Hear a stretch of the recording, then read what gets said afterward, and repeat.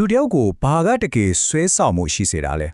ဒီနေ့ဒီအကြောင်းအရာလေးမှာတော့ကျွန်တော်တို့အပြင်ပန်းမှာမြင်နေရတဲ့ပုံစံပြင်လူစိတ်ရဲ့အနှက်ဆိုင်တဲ့အလွာနှစ်ခုကိုအခြေခံထားတဲ့စိတ်ဝင်စားစရာစိတ်ကင်ညာ theory တခုအကြောင်းကိုပြောပြပေးသွားမှာပါဒီစကားကိုကြီးလိုက်တာနဲ့ကျွန်တော်တို့အားလုံးရဲ့အတွင်းစိတ်မှာလူသိမခံတဲ့ဖုံးကွယ်ထားတဲ့ကဘာတစ်ခုရှိနေတယ်ဆိုတာကိုညှို့ဆိုနေတယ်လို့ပါပဲဟုတ်ပါတယ်ဒီနေ့မှာအဲ့ဒီကဘာကိုပဲကျွန်တော်တို့စူးစမ်းလေ့လာကြမှာပါ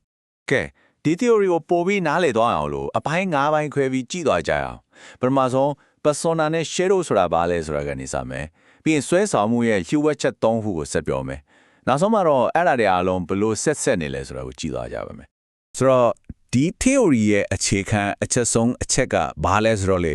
ေကျွန်တော်တို့လူတိုင်းမှာစိတ်ရဲ့အလွှာနှစ်ခုရှိနေတယ်ဆိုတာပါပဲတစ်ခုကလူအများမြင်အောင်ပြထားတဲ့ persona ထပြီးနောက်တစ်ခုကတော့ဖုံးကွယ်ထားတဲ့ shadow ပါ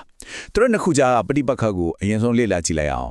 persona ဆိုတာကတော့တကယ်တော့ရိုးရိုးလေးပါပ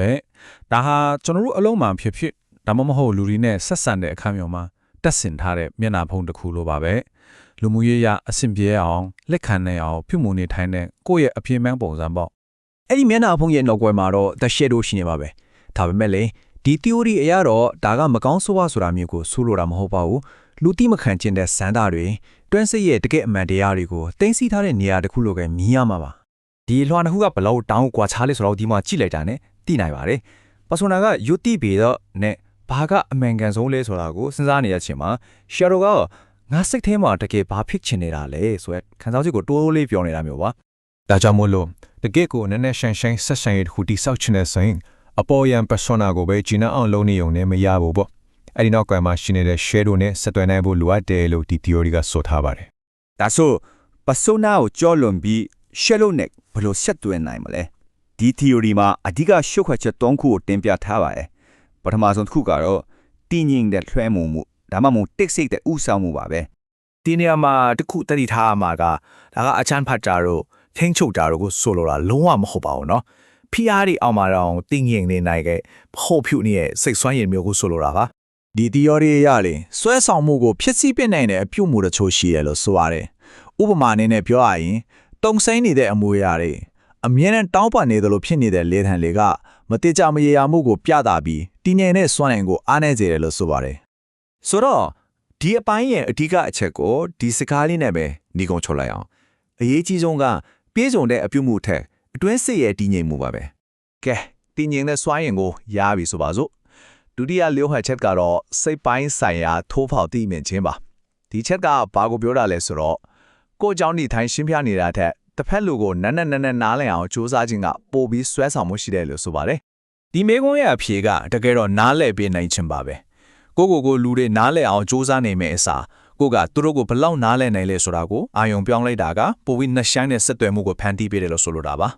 ချင်းကပ်ပုံနှစ်ခုရဲ့ရလက်ကတကယ်ကိုကွာခြားသွားနိုင်ပါတယ်ကိုအကြောင်းပဲစက်မပြတ်ပြောနေရင်ကြာလာတော့မှန်းစာလို့လွဲသွားပြီးဆွဲဆောင်မှုလျော့သွားနိုင်တယ်ဒါပေမဲ့တစ်ဖက်လူရဲ့အတွင်းစိတ်ကိုနားလည်အောင်ကြိုးစားတဲ့အခါမှာတော့စိတ်ဝင်စားမှုနဲ့စူးစမ်းခြင်းစိတ်ကိုပိုပြီးဖြစ်ပေါ်စေပါတယ်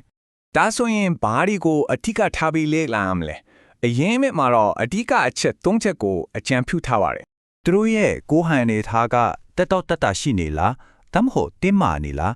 သူတို့ရဲ့ခန္ဓာကိုယ်ကဘယ်ဘက်ကိုဥတည်နေလဲပြီးတော့စကားပြောတဲ့ပုံစံကမြန်နေလားနင်းနေလားဟန်ဆောင်နေလားဒီအချက်တွေကသူတို့ရဲ့မပြောထွက်တဲ့အတွင်းစိတ်အခြေအနေကိုတန်လွန်းဆက်ပြီးပြနိုင်ပါတယ်ဒီလိုလေးလာအကဲခတ်နိုင်ဖို့တာအစွမ်းထက်ဆုံးခရီးရတဲ့ကူကတော့တိတ်ဆိတ်ခြင်းပါပဲစကားတဲ့နေရာဖြည့်နေမယ်အစားခဏလောက်တိတ်ဆိတ်နေနားထောင်နေတဲ့အခါစကားလုံးတွေကဖုံးကွယ်ထားတဲ့အရာတွေကိုမြင်နိုင်လာတယ်လို့ဒီ theory ကဆိုလိုတာပါကဲနောက်ဆုံးနဲ့အရေးကြီးဆုံးလျှို့ချက်ကိုရောက်လာပါပြီဒီချက်ကတော့နည်းနည်းလေးနားလည်မှုလွယ်နိုင်တဲ့အယူအဆတစ်ခုပါစန္ဒအလျောက်အញ្ញံခံခြင်းလို့ခေါ်တာပါဒါပေမဲ့ဒါကအနိုင်ကျင့်တာအရှုံးပေးခိုင်းတာကိုဆိုလိုတာမဟုတ်ပါဘူးတစ်ဖက်လူကိုစိတ်ပိုင်းဆိုင်ရာရလုံခြုံမှုနဲ့စိတ်သက်သာရစီခြင်းဆိုတဲ့သဘောတရားတစ်ခုပါဒီ theory မှာတော့စန္ဒအလျောက်အញ្ញံခံခြင်းဆိုတာကိုဒီလိုရှင်းပြထားတယ်ဒါဟာတစုံတစ်ယောက်ရဲ့အတွင်းစိတ်ခိုင်မာမှုနဲ့ရည်မှန်းချက်တည်ငြိမ်မှုကြောင့်ကိုကအခြေအနေကိုထိန်းချုပ်ဖို့မလိုတော့ပဲစိတ်အေးလက်အေးနေနိုင်တဲ့ခံစားချက်မျိုးကိုဆိုလိုတာပါပဲဒီနေရာမှာအဓိကကွာခြားချက်တစ်ခုကိုရှင်းရှင်းလင်းလင်းမြင်နိုင်ပါတယ်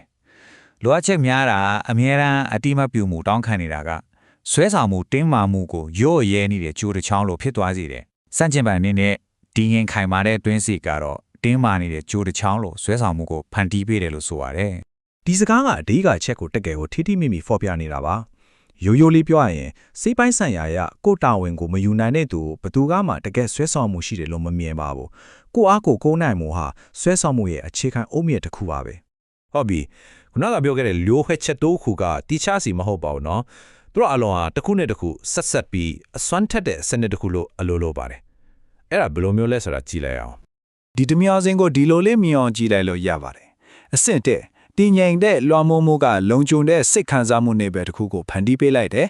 အဆင့်နဲ့စိတ်ပိုင်းဆိုင်ရာထူးပေါက်တည်မြင်ခြင်းကအဲ့ဒီနယ်ပယ်ထဲမှာရှိတဲ့တင်းမာမှုကိုထင်ကြီးပေးတယ်နောက်ဆုံးအဆင့်3မှာတော့ဒီအခြေအနေတစ်ခုကြောင့်တစ်ဖက်လူမှာစန္ဒအလျောက်အညံ့ခံခြင်းဆိုတဲ့စိတ်သက်သာရာရမှုဖြစ်ပေါ်လာစေတာပါပဲ အဆုံးသက်အနေနဲ့ဒီ theory ရဲ့အဓိကကောက်ချက်ကတော့ဒါပါပဲ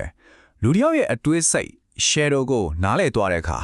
အပေါ်ယံအပေးယူလုပ်ပြီးဆွဲဆောင်ဖို့ကြိုးစားနေစရာမလိုတော့ပါဘူးကိုယ်တိုင်ကဆွဲဆောင်မှုရဲ့စံနှုန်းတစ်ခုဖြစ်လာတယ်လို့ဆိုလိုတာပါဒီအကြောင်းအရာကစိတ်ဝင်စားစရာကောင်းတဲ့ရှူတောင်းအသစ်တစ်ခုကိုဖွင့်ပေးနိုင်မယ်လို့မျှော်လင့်ပါတယ်